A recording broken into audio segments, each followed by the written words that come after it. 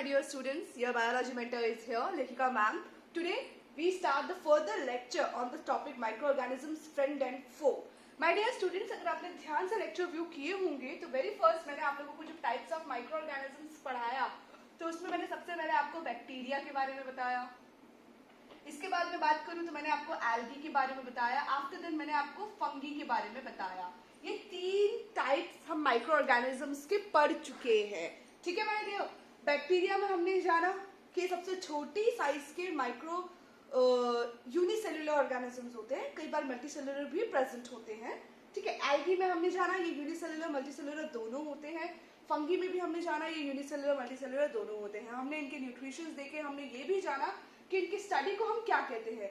Bacteria की study को bacteriology, algology and mycology. ठीक है. हमने इनको बेसिक कैरेक्टरिस्टिक्स को बहुत अच्छे से डिफाइन किया. इतने बेसिक कैरेक्टर्स मैंने आप लोगों को बताए जो शायद आपको बुक में भी, आपकी एनसीईआरटी के टेक्स्ट बुक में भी आपको इतने पॉइंट्स नहीं मिलेंगे. कंपटीशन पॉइंट ऑफ व्यू के अकॉर्डिंग मैंने आपको इनके पॉइंट्स बताए थे. टुडे आज हम बात करेंगे फर्दर टाइप की, दैट इज प्रोटोजोआ. ठीक है. इसको सिंगुलरली प्रोनाउंस करते हैं protozoon. Clear my dear. Singularly अगर किसी एक प्रोटोजोआ को डिस्क्राइब करना है तो उसको हम प्रोटोजोन बोलेंगे. और बहुत सारे प्रोटोजोन्स के बारे में अगर हम डिस्क्राइब कर रहे हैं तो we can call it protozoa. तो आज हम इसके बारे में बात करेंगे. ठीक है. द वेरी फर्स्ट नॉर्मल सी बात है, मैं सबसे पहले क्या बात करूंगी कि ये कैसे होते हैं. ये यूनिसेल्युलर होते हैं. They can't be multicellular. ठीक है माय डियर. सबसे पहले अपन को ये जानना है कि प्रोटोजोन्स के अंदर जो माइक्रोऑर्गेनिजम्स प्रेजेंट है वो यूनिसेल्युलर होते हैं. इसके बाद बात करें तो ये यूकैरियोटिक टाइप की सेल्स होती हैं. ये यूकैरियोटिक टाइप है मींस ये प्रॉपर एनिमलेटेड सेल्स है. इनमें प्रॉपर न्यूक्लियस प्रेजेंट है. Don't worry my dear students. Eukaryotic and prokaryotic cells को लेकर प्रॉब्लम में नहीं आना. मैं आपको यूकैरियोटिक एंड प्रोकैरियोटिक सेल्स के बारे में बहुत अच्छे से समझाऊंगी कि प्रोकैरियोटिक सेल्स और यूकैरियोटिक सेल्स में डिफरेंस क्या होता है. एक सबसे मेजर डिफरेंस ये होता है कि प्रोकैरियोटिक सेल्स में न्यूक्लियस नहीं होता बट यूकैरियोटिक सेल्स में न्यूक्लियस प्रेजेंट होता है. The very first difference between both this type of cells. ठीक है. तो प्रोटोजोअन्स जो होते हैं उनमें जो माइक्रोऑर्गेनिजम्स प्रेजेंट है बेटा वो यूनिसेल्युलर होते हैं, सिंगल सेल के बने हुए होते हैं. ठीक है. इस तरीके का सिंगल सेल है और सेंटर में न्यूक्लियस प्रेजेंट होता है. प्रॉपर न्यूक्लियस प्रेजेंट होता है. चलिए अब हम बात करते हैं इसकी साइज की. तो ये साइज आप मानकर चलो कि 20 to 200 माइक्रोन्स वैरी करते हैं. कोई प्रोटोजोआ की साइज 20 माइक्रोन की होगी तो किसी प्रोटोजोन की साइज 200 माइक्रोन तक भी हो सकती है. What is the size? This is cell size. किस पर्टिकुलर ऑर्गेनिज्म की जो सेल की साइज है वो कुछ इतने से इतने माइक्रोन्स तक होती है. चलिए नेक्स्ट हम बात करते हैं इनके हैबिटेट की कि ये कहाँ पाए जाते हैं. तो ज्यादातर बात करें तो ये वाटरी सरफेस पर पाए जाएंगे, ऐसी जगह पर जहां पे वाटर प्रेजेंट हो. या फिर बात करें जैसे कि चाहे फिर वो फ्रेश वाटर हो चाहे फिर वो मडी वाटर हो. ठीक है. डर्टी वाटर हो. ज्यादातर जो प्रोटोजोन्स हैं वो फ्रेश वाटर में पाए जाते हैं और काफी हद तक प्रोटोजोन्स डर्टी वाटर में भी पाए जाते हैं. ठीक है. एक एग्जांपल्स की मैं बात करूं, अमीबा.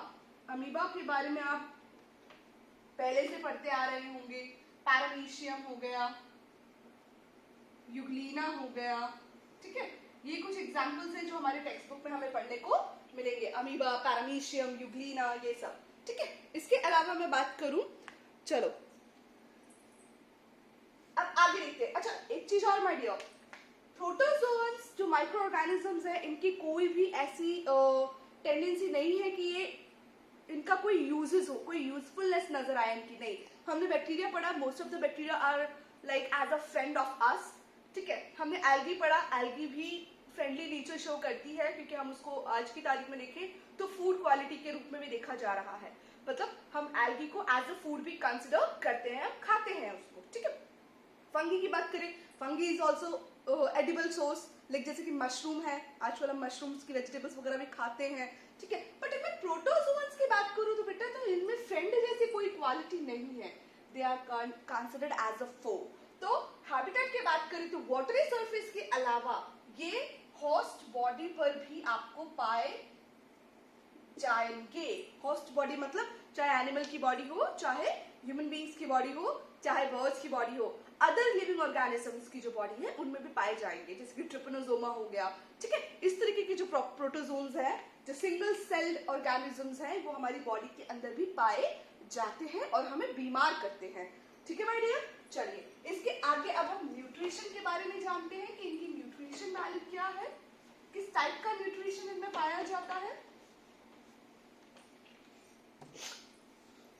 न्यूट्रिशन की बात करें तो my dear, they are heterotrophic nutrition.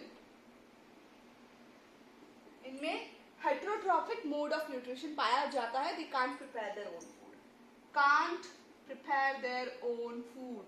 ये अपना खाना खुद नहीं बना सकते, ठीक है माय डियर। चलिए आगे हम जानते हैं, न्यूट्रिशन के बारे में हमने जान लिया। अब हम देखते हैं इनकी स्टडी। प्रोटोजोन्स की स्टडी अगर हम करेंगे तो this is called as protozoology. Okay my dear, protozoans की अगर हम स्टडी करते हैं तो हम उस स्टडी को बोलेंगे प्रोटोजोलॉजी। एंड जो स्टडी करेगा, लाइक बाय बैक्टीरिया की स्टडी को बैक्टीरियोलॉजी, और जो स्टडी करता है that is bacteriologist. Yes, same study of protozoa is called protozoology and the person who study this is called as protozoologist. Okay my dear, चलिए ये भी हमने जान लिया। एंड अब आगे आ जाते हैं हम। न्यूट्रिशन हमने जान लिया, हमने इसकी स्टडी जान ली, ठीक है, हमने हैबिटेट फैक्टर देख लिया। अब हम बात करते हैं इसके रिप्रोडक्शन फेज की, कि इनके अंदर रिप्रोडक्शन कैसे होता है। रिप्रोडक्शन इन द सेंस कि किस प्रकार ये अपनी नेक्स्ट जनरेशन प्रोड्यूस करते हैं, ठीक है। चलिए अब क्योंकि ये यूनिसेल्युलर है, यूनिसेल्युलर इसका मतलब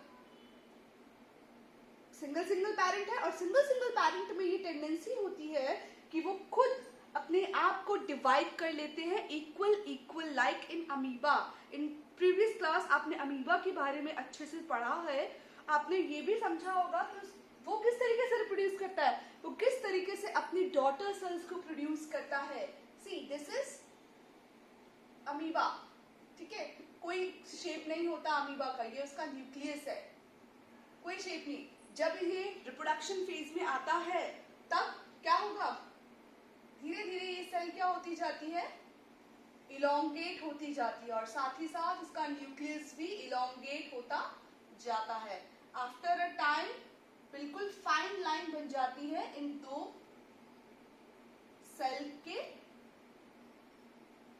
इस पर्टिकुलर एक सेल के बीच में फाइन लाइन बन जाती है, तो डिफरेंट इक्वल कैरेक्टरिस्टिक्स की सेल डिवाइड हो जाती है। एट द एंड ये इस तरीके से अमीबा एक सिंगल सेल दो सेल में डिवाइड हो जाता है, which is called, this is mother cell. Amoeba it is called as mother cell, and ये जो बनी this is daughter cell.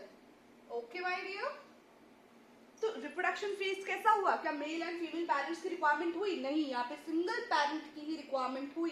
That's why they having asexual mode of reproduction. अपने आप ही क्या करते हैं, ये खुद एसेक्सुअली, और सेल्स क्या हो जाती है जब रिप्रोडक्शन के फेज पे आती है, अपने आप ही वो डिवाइड हो जाती है। उनके अंदर जो जेनेटिक फैक्टर होता है न्यूक्लियस के अंदर, वो 50-50 अपने आप इक्वली डिवाइड हो जाता है। तो 50% कैरेक्टर्स इधर आ जाते हैं और 50% कैरेक्टर्स इधर आ जाते हैं। इसलिए हम ये नहीं कह सकते कि अमीबा की सेल जब डिवाइड होती है तो हाफ लाइक 70% कैरेक्टर्स इधर है और 30% कैरेक्टर्स इधर, नहीं। अपने आप ये डिकोडिंग होती है, अपने आप जो ये जो बायोमॉलिक्यूल्स है अपने आप वर्क करते हैं। सेल्स के पास में अपने आप एक दिमाग है जिसकी वजह से वो अपने आप को इक्वल परसेंटेज में डिवाइड कर देते हैं, और इक्वल कैरेक्टरिस्टिक्स उन दोनों ही सेल्स में पहुंच जाते हैं, ठीक है माय डियर। चलिए अब रिप्रोडक्शन फेज हमने जान लिया, अब कुछ एक इंपॉर्टेंट बात हम जान लेते हैं इसके अंदर, जो क्वेश्चन पॉइंट ऑफ व्यू से बहुत इंपॉर्टेंट है, बिकॉज उसके बेस पर क्वेश्चन आता है, ठीक है। मैंने आपको एग्जाम्पल में समझाया यूग्लिना, हमने एग्जाम्पल की बात करी थी ना, तो एग्जाम्पल में हमने पढ़ा अमीबा, पैरामीशियम, ट्रिपनोसोमा, यूग्लिना। अब यूग्लिना को लेकर हम बात करते हैं। आपको पता है अर्थ पे बहुत सारे एक्सेप्शंस मिलेंगे, आपको बहुत सारे एक्सेप्शंस मिलेंगे। इवन सी में भी एक्सेप्शन देखने को मिले, तो ज्यादातर सीज क्या होते हैं, हम अगर सी में कूदे तो हम डूब जाएंगे, बट एक डेड सी ऐसा है जिसमें सॉल्ट की कंटेंट इतनी ज्यादा है कि हम उसमें आराम से ऊपर की तरफ तैरते रहते हैं, हम आराम से उस पानी के अंदर सिंक नहीं हो पाएंगे। तो कुछ इस तरह के एक्सेप्शन हमें हमेशा देखने को मिलते हैं। वही एक्सेप्शन केस हमें यहाँ पे भी देखने को मिलेगा, that is euglena. Euglena my dear, बात करें तो ये mixotrophic mode of nutrition show करता है, मिक्सोट्रॉफिक मोड ऑफ न्यूट्रिशन, ठीक है। अभी मिक्सोट्रॉफिक मोड ऑफ न्यूट्रिशन का मतलब इसके पास में हेटेरोट्रॉफिक मोड ऑफ न्यूट्रिशन भी है and autotrophic mode of nutrition भी है। Very very important my dear, question point of view से ध्यान रखना है। यूग्लिना में मिक्सोट्रॉफिक मोड ऑफ न्यूट्रिशन पाया जाता है, heterotrophic mode and autotrophic mode दोनों ही पाया जाता है। व्हाई? बिकॉज यूग्लिना प्लांट और एनिमल सेल के बीच में लाई करता है। व्हाई? बिकॉज प्लांट सेल के अकॉर्डिंग यूग्लिना में क्लोरोफिल पाया जाता है और एनिमल सेल के अकॉर्डिंग इसमें सेल वॉल पाई जाती है। सॉरी, सेल वॉल नहीं पाई जाती है, ठीक है माय डियर।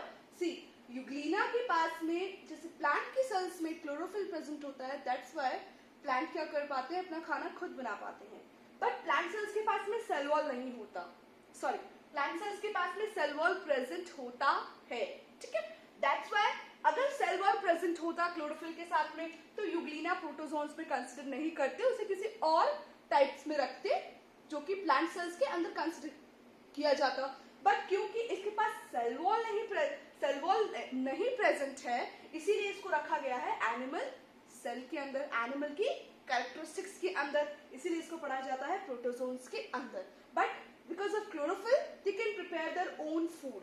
अगर क्लोरोफिल है अपना खाना खुद बना सकती है तो इसलिए ऑटोट्रॉफिक। बट व्हेन समटाइम्स जब कंडीशन ऐसी होती है कि सनलाइट नहीं मिलती, उसको सनलाइट नहीं मिलेगी तो क्लोरोफिल का कोई काम नहीं होगा, ठीक है, मतलब क्लोरोफिल अपने आप खाना नहीं बना पाएगी, तो अदर प्रोटोजोन्स की तरह लाइक अमीबा एंड पैरामीशियम की तरह वो हेटेरोट्रॉफिक मोड ऑफ न्यूट्रिशन अपनाती है, मतलब दूसरे ऑर्गेनिजम्स पर डिपेंड हो जाती है। समझ में आई बात? तो ये इसका इंपॉर्टेंट फैक्टर है कि यूग्लिना के अंदर मिक्सोट्रॉफिक मोड ऑफ न्यूट्रिशन पाया जाता है, autotrophic and heterotrophic. Why? Because according to the plant cells इसके पास में क्लोरोफिल प्रेजेंट होते हैं, बस सेल वॉल नहीं प्रेजेंट होता, इसीलिए इसको एनिमल्स के अंदर कंसिडर किया जाता है, ठीक है।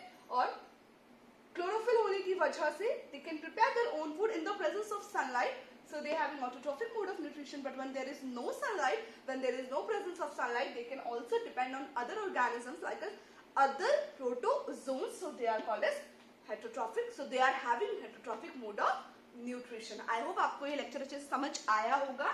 इन द नेक्स्ट लेक्चर हम वायरस के बारे में बहुत अच्छे से डिटेल में पढ़ेंगे। आप एनसीईआरटी टेक्स्ट बुक्स जरूर रीड करना। कोई डाउट हो आपको इसमें तो आप मुझे मैसेज जरूर कर सकते हैं। Okay my dear.